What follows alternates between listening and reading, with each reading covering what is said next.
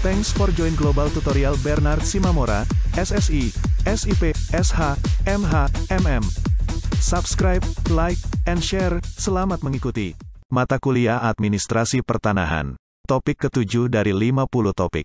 Pengertian manajemen pertanahan. Manajemen pertanahan merupakan suatu usaha dan kegiatan suatu organisasi dan manajemen yang berkaitan dengan penyelenggaraan kebijakan pemerintah di bidang pertanahan dengan mengerahkan sumber daya untuk mencapai tujuan sesuai dengan ketentuan perundang-undangan yang berlaku. Jadi yang dimaksud dengan manajemen pertanahan adalah upaya pemerintah di bidang pertanahan dalam menentukan dan mencapai sasaran dengan memanfaatkan sumber daya baik manusia maupun material melalui koordinasi dengan menjalankan fungsi-fungsi. 1. Planning, perencanaan. 2. Executing atau pelaksanaan rencana dalam mencapai tujuan melalui pengambilan keputusan, pengendalian sumber daya atau pelaksanaan fungsi manajemen dan perintah-perintah. 3. Organizing atau membentuk organisasi dan menata kelompok manusia serta hubungan satu sama lain. 4. Persuading yaitu mendorong kelompok manusia tersebut untuk bekerja sama, memberi perintah, memberi laporan, menanamkan pengertian, penghargaan, gaji, dan insentif.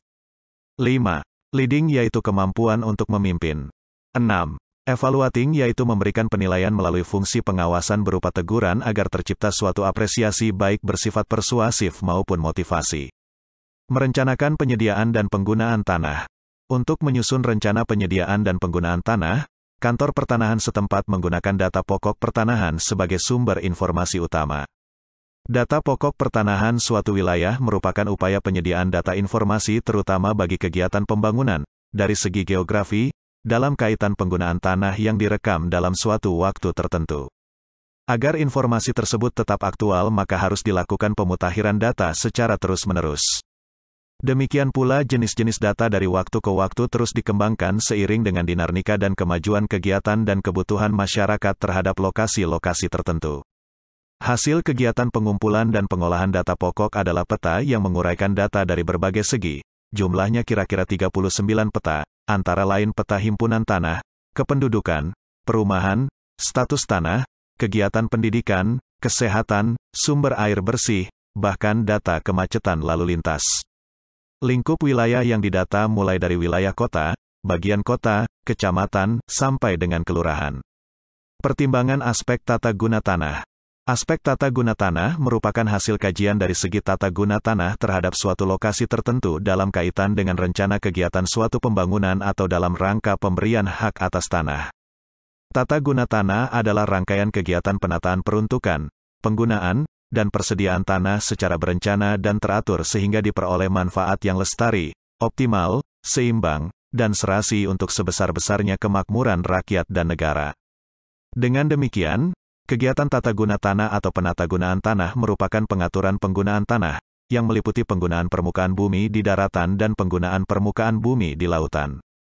Untuk sampai pada suatu perencanaan yang matang dalam pengembangan tata guna tanah, perlu dilakukan sejumlah langkah-langkah yang meliputi a. Keterpaduan antar instansi sehingga tidak lagi berpikir secara sektoral, b. Berbagai kendala yang harus diatasi seperti tidak meratanya penduduk di seluruh Indonesia, terutama di pulau-pulau tertentu sehingga tidak mungkin penerapan yang seragam dari tata guna tanah tersebut. Sebaliknya berkembangnya kota-kota karena urbanisasi, baik tidak adanya lapangan kerja di Indonesia, fasilitas sosial yang lebih baik di kota-kota, perencanaan pemukiman kota yang belum mengacu kepada pembatasan pembangunan perumahan, keamanan dan ketenangan yang sudah terganggu di pedesaan, fasilitas pendidikan yang tidak merata di seluruh Indonesia, c. Berbagai produk hukum dalam meninjau sesuatu objek berlainan solusinya. D. Belum adanya daftar yang mantap atas seluruh aset yang ada seperti hak-hak atas tanah yang ada, jenis-jenis hak, kemampuan dari tanah-tanah tersebut, penggunaannya yang belum tertib, masih tidak teraturnya penggunaan tanah, adanya industri di daerah pemukiman dan sebagainya. E. Keterkaitan antara perpajakan dengan pemukiman yang belum terbina dengan baik. Di satu pihak, perpajakan berusaha mendapatkan pajak yang sebanyak-banyaknya, di sisi lain, rakyat golongan menengah dan kecil yang tidak dapat membayar pajak tersebut sebagai akibat inflasi dan penurunan nilai uang yang mereka terima. F. Perkembangan industri yang mempergunakan tanah-tanah pertanian yang subur dan berdampak mengganggu swasembada pangan nasional, termasuk dalam hal ini industri pariwisata dan pemukiman mewah yang mempergunakan tanah-tanah yang seyogianya sebagai wadah penampungan air atau tempat resapan air. Hasil kajian dari segi tata guna tanah itu berupa fatwa tata guna tanah. Setiap pertimbangan aspek tata guna tanah harus merupakan satu kesatuan pendapat berupa fatwa panitia pemeriksaan tanah A dan B dalam bentuk risalah pemeriksaan tanah. Salah satu fungsi pemberian pertimbangan aspek tata guna tanah adalah dalam rangka memberikan pengarahan menuju tata guna tanah secara rasional, memberikan pedoman pemecahan masalah penggunaan tanah dan memberikan informasi mengenai kecenderungan dan arah perkembangan pola penggunaan tanah. Pertimbangan aspek tata guna tanah juga digunakan dalam penilaian atas permohonan hak atas tanah sepanjang terdapat perubahan penggunaan tanah. Pengadaan dan penataan penguasaan tanah. Informasi mengenai berapa luas tanah negara dan tanah beridentitas hak atas tanah serta penguasaannya merupakan data yang sangat diperlukan untuk digunakan sebagai bahan perencanaan suatu kegiatan pembangunan dan rencana penguasaan tanahnya. Perencanaan penggunaan tanah mempunyai arti penting karena merupakan satu kesatuan dengan penentuan hak atas tanah. Hak atas tanah pada hakikat adalah suatu kewenangan yang diberikan oleh pemerintah kepada seseorang atau badan hukum untuk menggunakan tanah tersebut dalam batas-batas menurut ketentuan Pasal 4 Undang-Undang Pokok Agraria. Dengan demikian, merencanakan penggunaan dan penguasaan tanah sebenarnya juga merencanakan segi legalitasnya, yaitu hak-hak atas tanah apa yang harus diberikan sesuai dengan penggunaannya. Pengorganisasian. Pengorganisasian adalah keseluruhan proses pengelompokan orang-orang, alat-alat, tugas, tanggung jawab, atau wewenang sedemikian rupa sehingga tercipta suatu organisasi yang dapat digerakkan sebagai satu kesatuan dalam rangka mencapai tujuan yang telah ditentukan. Pengorganisasian dalam manajemen pertanahan merupakan upaya untuk mewujudkan rencana yang telah ditentukan dalam penyediaan dan penggunaan tanah melalui penentuan tugas yang harus dikerjakan, siapa yang harus mengerjakan, bagaimana tugas-tugas itu dikelompokkan, siapa melapor kepada siapa, dan pada tingkat mana keputusan harus diambil. Koordinasi penanganan masalah pertanahan. Koordinasi dalam pemerintahan pada hakikat merupakan upaya memadukan, mengintegrasikan, menyerasikan dan menyelaraskan berbagai kepentingan dan kegiatan yang saling terkait beserta segenap gerak, langkah dan waktunya dalam rangka pencapaian tujuan dan sasaran. Dalam menangani masalah pertanahan, koordinasi terutama diperlukan untuk mengidentifikasikan jenis permasalahan yang timbul. Ada 3 kategori penyebab timbulnya permasalahan dalam bidang pertanahan, yaitu A. Masalah pertanahan yang bersifat administratif, yaitu masalah-masalah yang menyangkut tidak dipenuhinya kewajiban-kewajiban oleh pemegang hak sesuai persyaratan yang ditetapkan dan sesuai ketentuan yang berlaku. Misalnya, pemegang hak berubah kewarganegaraan, tumpang tindih pemegang hak, sertifikat ganda, karena kekeliruan administrasi. B. Masalah yang bersifat yuridis perdata, yaitu masalah-masalah yang menyangkut gugatan terhadap suatu dasar hak, peralihan hak yang digunakan sebagai dasar pemberian hak atas tanah, originer, atau pencatatan pemindahan hak balik nama, derivati. Misalnya, tanah dijual 2 kali. C. Masalah yang bersifat yuridis administratif, yaitu masalah yang menyangkut perselisihan mengenai suatu hak utama, prioritas, untuk memperoleh hak atas tanah seperti sengketa yang menyangkut batas tanah karena penunjukan batas yang tidak benar.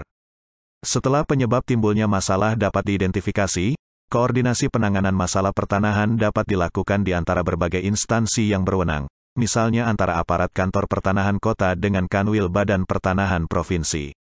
Peningkatan pelayanan pertanahan. Pelayanan merupakan salah satu fungsi pokok yang harus dilaksanakan oleh setiap instansi pemerintah termasuk juga instansi Badan Pertanahan Nasional, BPN. Kondisi ideal bagi suatu pelayanan telah ditetapkan dalam Keputusan Menteri Penertiban dan Pendayagunaan Aparatur Negara Nomor 06 Tahun 1995 yang menguraikan bahwa pelayanan yang baik harus mengandung hal-hal sebagai berikut. A. Kesederhanaan dalam prosedur dan persyaratan yang harus dipenuhi masyarakat pengguna jasa pelayanan. B. Kejelasan dan kepastian mengenai hak-hak dan kewajiban penerima pelayanan serta kejelasan dalam hal pembagian tugas bagi petugas pelayanan. C. Keamanan, dalam arti hasil pelayanan terjamin kebenarannya, sah, pasti, dan menjamin perlindungan hukum sebagai alat bukti yang sah. D. Keterbukaan mengenai mekanisme dan tata cara peraturan pelayanan yang diinformasikan secara terbuka, luas dan mudah dimengerti oleh masyarakat.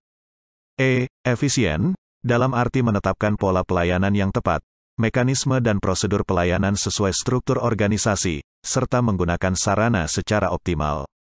F. Ekonomis dalam hal biaya pelayanan. G. Keadilan yang merata bagi seluruh masyarakat tanpa membedakan status sosialnya. H. Ketepatan waktu dalam setiap tahap proses pelayanan. I. Kuantitatif pelayanan, yang meliputi jumlah permintaan pelayanan, waktu pemberian pelayanan, penggunaan perangkat modern, dan frekuensi keluhan, pujian. Bentuk dan sistem pelayanan harus ditetapkan oleh masing-masing kantor pertanahan disesuaikan dengan kebutuhan dan karakteristik wilayahnya. Selain itu, untuk mengatasi kekurangan sumber daya manusia yang dapat menghambat pemberian pelayanan secara cepat, kantor pertanahan dapat mendelegasikan wewenang suatu penanganan pelayanan kepada unit kerja yang belum optimal atau dengan menyerahkan kepada sektor swasta. Pengawasan pelaksanaan penggunaan tanah. Dalam menentukan apakah permohonan suatu izin lokasi dapat direkomendasikan ditentukan oleh informasi dan dokumen yang diperlihatkan oleh pemohon. Kantor pertanahan hanya mencocokkan data penggunaan tanah yang ada dengan hasil perbandingan, skala besar yang merupakan survei secara umum dan berkala. Dengan demikian, tingkat akurasi data sering tidak memadai dalam menjawab informasi yang dibutuhkan. Penelitian terhadap permohonan izin lokasi hanya mengacu pada proposal, rencana pembangunan yang disesuaikan dengan rencana pembangunan kota, daerah.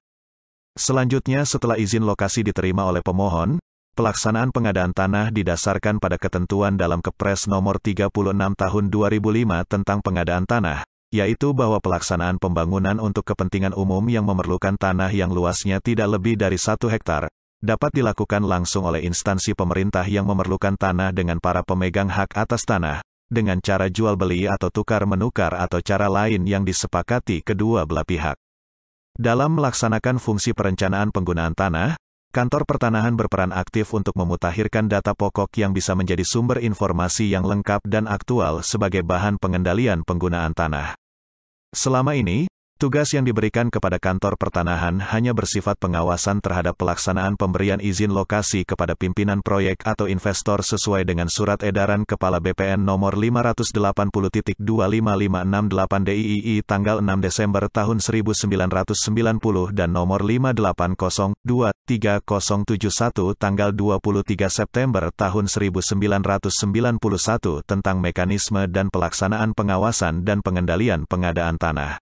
Sebagaimana dikutip sebelumnya, definisi manajemen pada intinya terkait dengan administrasi atau pemanfaatan sumber daya manusia.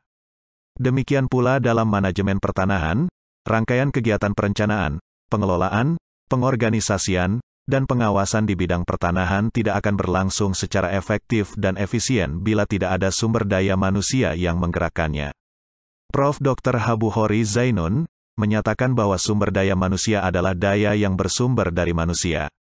Daya di sini meliputi daya fisik termasuk otak, daya otak, nalar, watak kepribadian, dan akhlak sehingga memenuhi sasaran yaitu kualitas, seperti cerdas, terampil, mandiri, bertanggung jawab, kreatif, dan berorientasi ke masa depan. Aparat dengan karakteristik seperti itulah yang menjadi sumber daya manusia yang diharapkan dapat berperan dominan dalam melaksanakan rangkaian kegiatan manajemen pertanahan. Faktor manusia dalam manajemen merupakan salah satu sumber daya yang amat strategis peranannya, terutama dikaitkan dengan fungsi utama kegiatan instansi pemerintah yaitu memberikan pelayanan publik. Oleh karena itu, tidak dapat diabaikan bahwa manajemen pertanahan pun harus meliputi perencanaan sumber daya manusia yang akan melaksanakan kegiatan-kegiatan pelayanan publik di bidang pertanahan. Demikianlah materi topik ke-7, Administrasi Pertanahan. Channel ini akan sangat membantu masyarakat umum dan para mahasiswa yang sedang atau ingin kuliah di perguruan tinggi manapun di Indonesia. Untuk pemahaman yang lebih baik, putar dan dengarkan video tutorial berulang-ulang. Subscribe dan like, agar Anda mendapatkan update tutorial lainnya. Bagikan juga link video ini, agar teman lain juga mendapatkan manfaat channel ini. Sekian dan terima kasih. Sampai jumpa.